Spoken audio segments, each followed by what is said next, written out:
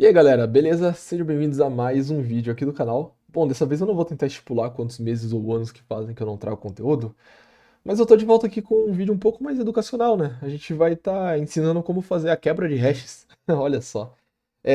Tem uma tabela aqui, logo de cara, que estipula o prazo, né, para você quebrar essas hashes. Não leve ela muito a sério, tá? Porque ela não tá levando em consideração o hardware que está sendo utilizado e nem, digamos que, a forma, né, o método que a gente que vai utilizar para quebrar senhas. Então a gente vai ver aqui hoje um ataque de força bruta, mas a gente poderia, por exemplo, estar utilizando um dicionário de dados e coisas do tipo, tá? Mas dá para ter uma noção, né, como senhas muito curtas são muito frágeis, né? Então você vê aqui uma senha de 8 caracteres demorando aqui, por exemplo, 7 minutos e tal. Mas vamos lá, saindo um pouco da abstração. Vou mostrar para quem não conhece o que é uma hash, né? Então, aqui eu gerei em cima do nome do canal, Tempo Expresso, essa hash aqui de baixo, né? Uma MD5. Existem outras hashes também, por exemplo, aqui tem uma SHA-1, daí também tem a SHA-256, que é um pouco mais extensa, né? E que demanda um pouco mais de poder computacional para ser gerado. Mas, por exemplo, eu vou gerar aqui em cima do texto 123, e você repara que o tamanho, independente da cadeia de caracteres que eu utilizo, o tamanho da hash é o mesmo, né? Mas vamos lá. Eu tô com três exemplos práticos aqui. Um que chama. Três exemplos práticos, né? No caso seriam três scripts, né? Um chamado crack hash, outro extrai banco e outro chamado programa, que eu fiz aqui hoje. Eu vou excluir esse banco que tá aqui, que tinha algumas informações que eu estava testando anteriormente. Mas basicamente o que acontece? Quando qualquer tipo de organização vai salvar senhas, né, dentro de um banco de dados, eles não salvam essa senha em formato puro, né, em texto puro, né, que seria o plain text, como eu tinha dito anteriormente. Eles basicamente pegam essa senha e transformam a hash. O que seria esse processo, né? Você aplica um algoritmo aqui nessa ponta e chega na hash do outro lado. Porém, diferente de uma criptografia, né, que você consegue fazer o processo inverso, né? Então, você pega, por exemplo, é, um anagrama, inverte ele e ele volta a ser de volta o que deveria ser. Eu acho que é um anagrama, né? Que geralmente se define dessa forma. A hash você não consegue fazer ela retornar para o texto simples, né? Então, se eu pegar aquela hash do 1, 2, 3 e tentar usar qualquer tipo de fórmula matemática, eu não vou conseguir trazer de volta. Né, mas vocês vão ver aqui hoje que dá para fazer a quebra, não através, né, de uma decriptografia, né, mas por comparação. E é interessante, né? Porque quando a gente fala de senhas, né? Às vezes a pessoa utiliza a mesma senha no Facebook e também no Reddit, por exemplo.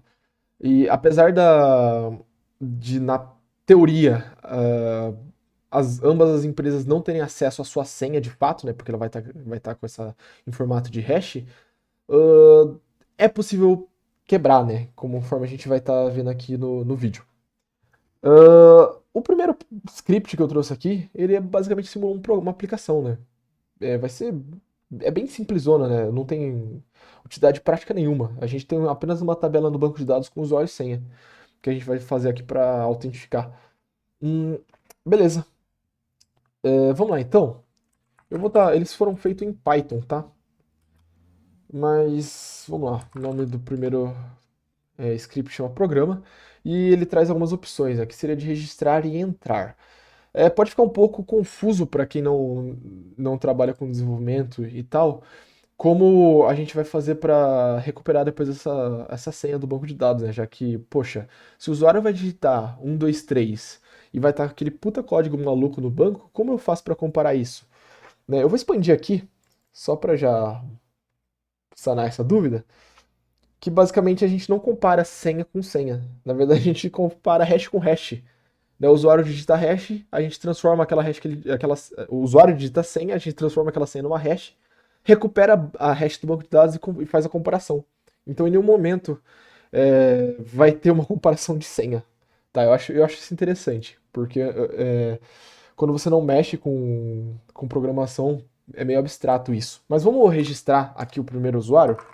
Eu vou registrar eu, né? Minha senha, o Samuel é um cara que não se preocupa com segurança da informação, ele digitou a senha 1, 1, 2, 3, né? Daí a gente também vai registrar outro usuário aqui, a Maria. A Maria, ela é espertinha, ela inverteu o nome dela, né? E utilizou o nome como nome ao contrário como senha.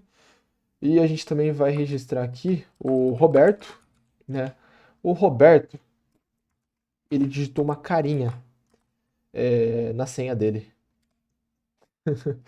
Beleza? Tá. Outra pessoa, o Paulo. O Paulo é o cara mais inteligente de todos aqui. A senha dele é um. E para finalizar, a gente vai dificultar um pouco aqui, né? Que vai ser a Joana. A senha da Joana vai ser, sei lá, o meu nome. A senha da Joana é o meu nome. A senha da Joana tem 6 caracteres. Beleza? Então a gente tem aqui registrado esses usuários no sistema. Eu vou entrar aqui com qualquer usuário. Vou entrar com o Samuel, que era 123. Como vocês podem ver, bem-vindo, Samuel.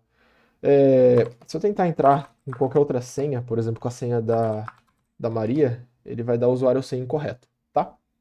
É bem simples, eu vou sair aqui, porque agora não vai ter tanta utilidade o nosso programa, né? Vamos um pouco para o cenário nosso, que existem algumas formas de você ter acesso a essas hashes, né? Aqui a atual que a gente tá com o banco, né? Programa.db. A gente tá com o banco total aqui com a gente, que é, digamos que a forma mais difícil do cara obter esse acesso, mas existem outras formas até mais inteligentes, né, que o cara pode pegar, né, por falha de segurança. Você consegue fazer um SQL injection e roubar todas as hashes do banco de dados. É bem interessante esse processo. Mas aqui a gente está com o próprio banco, né? Então eu fiz esse script aqui que chama extrai banco. E como vocês podem ver aqui, ele basicamente vai fazer o quê? Ele vai trabalhar com base em algumas consultas nesse banco. Ele vai dar um select senha from usuários, né, que ele vai retornar todas as hashes. E a gente também tem esse outro aqui que depois que a gente conseguir identificar qual é, senha de fato seria para aquela hash, a gente vai depois buscar qual que é o usuário que é o dono dela, tá? Então, para começar aqui logo de cara, a gente vai extrair essas informações do banco. Opa! Ah, tá. Já entendi. Na verdade é Python 3 aqui no Debian. Beleza. Então vamos lá. Extrair hash. Como a gente vai salvar? Eu vou salvar como hash.txt dessa forma. E enter para sair. E beleza. O que que eu fiz aqui, né? O que que eu gerei esse primeiro if, né? Aqui que ele dá um select de todos os usuários. E ele basicamente salva nesse arquivo as hashes. Isso daqui, lembra todos os usuários que a gente digitou? Então, a gente tinha digitado exatamente 5.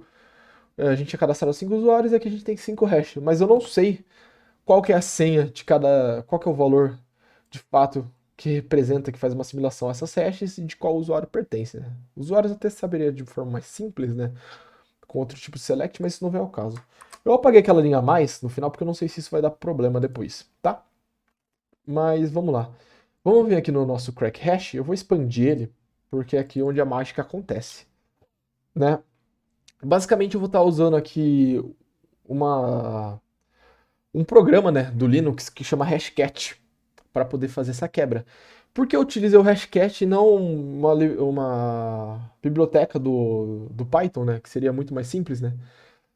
Basicamente porque o Hashcat eu consigo utilizar a minha GPU para poder fazer essa quebra, né? Porque se eu executasse aqui com uma biblioteca comum, ele usaria a minha CPU e demoraria um pouco mais para mim poder quebrar. Uh, eu deixei alguns comentários aqui porque eu vou subir esses 3 códigos aqui no GitHub para quem quiser estar dando uma estudada. Mas é só para o primeiro comentário aqui ele fala o pré-requisito, né, para você dar um sudo apt install hashcat. O segundo aqui ele fala para você identificar onde fica esse hashcat.potfile. Mas caso você não conseguir identificar onde fica, isso aqui não faz tanta diferença, tá? Você pode comentar. Basicamente, esse é um arquivo que ele salva as hashes já quebradas. É que eu tô excluindo ele toda vez que executo o programa para a gente poder fazer esse experimento do zero, né? Daí tem outro aqui também, comando, que é o hashcat-i, que você vai usar para identificar qual que é o ID do seu device que você vai utilizar para poder quebrar. Daí depois identificando, você roda isso aqui no terminal, identificando o ID, você substitui aqui onde está o número 2, beleza? Mas vamos lá, opa, voltar aqui para o nosso terminal e a gente vai digitar aqui o Python crack hash. Beleza. Tá, esse programinha que eu fiz é bem simples, tá? Você pode quebrar uma hash, uma senha de tamanho fixo ou uma de tamanho variável. Nosso banco ele tem senhas de tamanho variável e é até mais interessante a gente fazer isso para poder é mais legal, né? Pra gente poder pegar todas as senhas de uma vez. Vamos lá. A gente vai fazer com tamanho variável. Aqui, o arquivo que ele pede é o arquivo que a gente salvou as hashes, né? Então, nosso arquivo chama hash.txt, que a gente gerou com o extrai banco. E aqui o salvar como vai ser salvo essas senhas. Eu vou salvar como senhas.txt. Eu estou usando txt no Linux, não tem necessidade de colocar extensão, tá? Daí que ele fala o tamanho inicial. Eu quero pegar todas as senhas que começam com 1 e terminam com 6. Daí que ele está processando. Aí, olha, já achou uma senha, que é a de número 1. As primeiras senhas ele vai achar rápido, tá? Enquanto isso, a de 6 dígitos talvez demore um pouco mais. Eu vou usar o btop aqui para vocês verem aqui. Será que já acabou? Espero que não. Já? Ah, já acabou, poxa. Eu queria mostrar a questão de processamento, mas não vai dar. Enfim.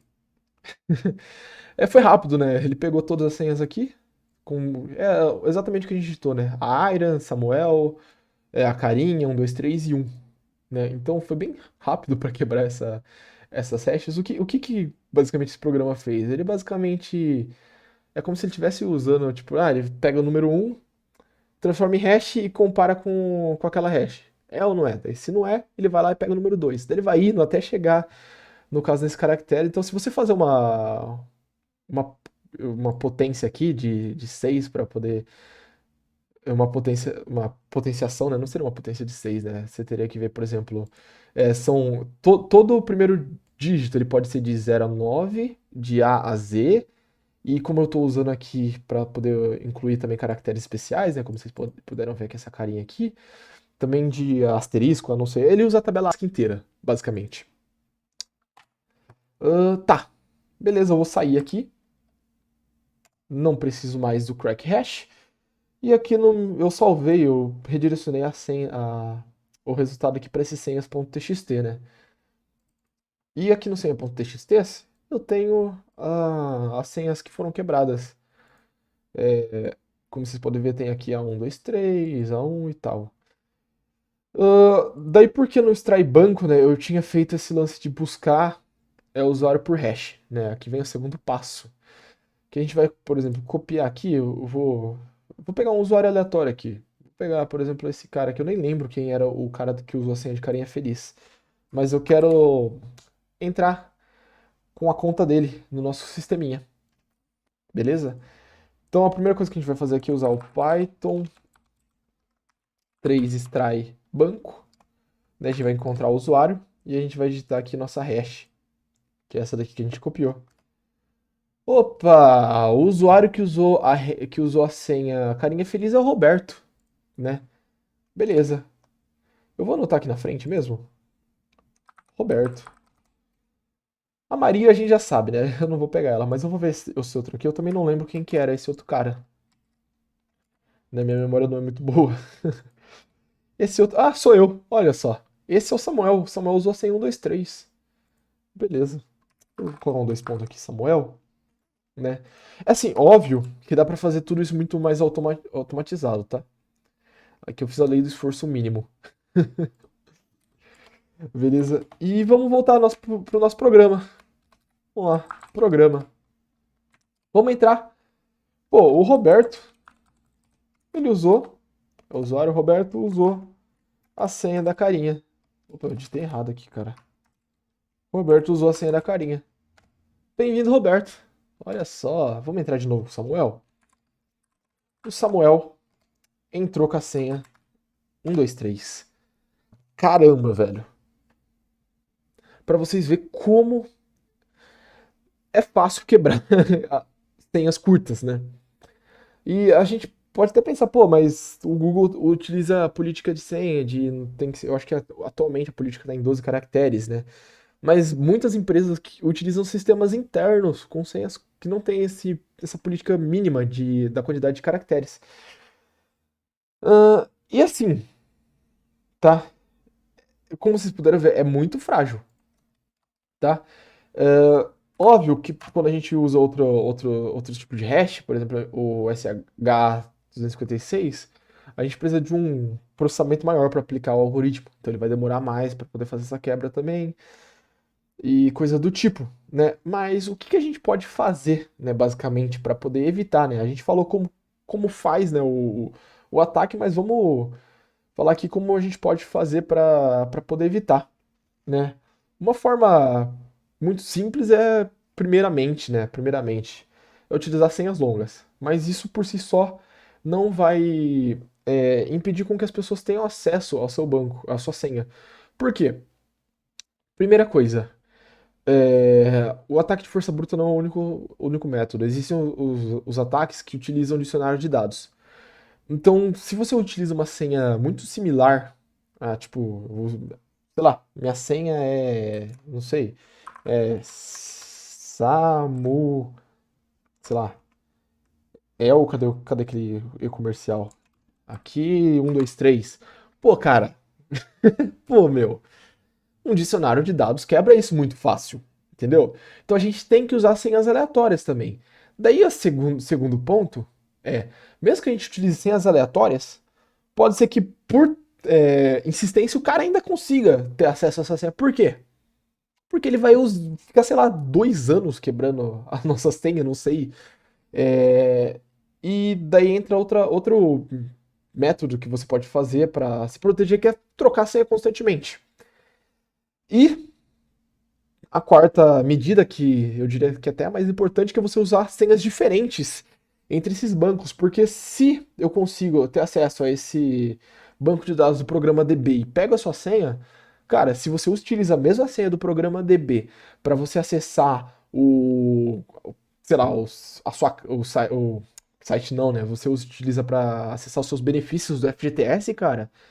Poxa, cara, em 2 segundinhos aí, mano, o cara vai lá, cruza a informação e consegue chegar até essa outra conta também. Então, a partir de um banco que ele rouba, se você utiliza a mesma senha em todos, ele vai quebrando e vai entrando nos outros. E eu passei por uma experiência dessa em 2021, que eu não me importava muito com segurança, e eu utilizava a mesma senha.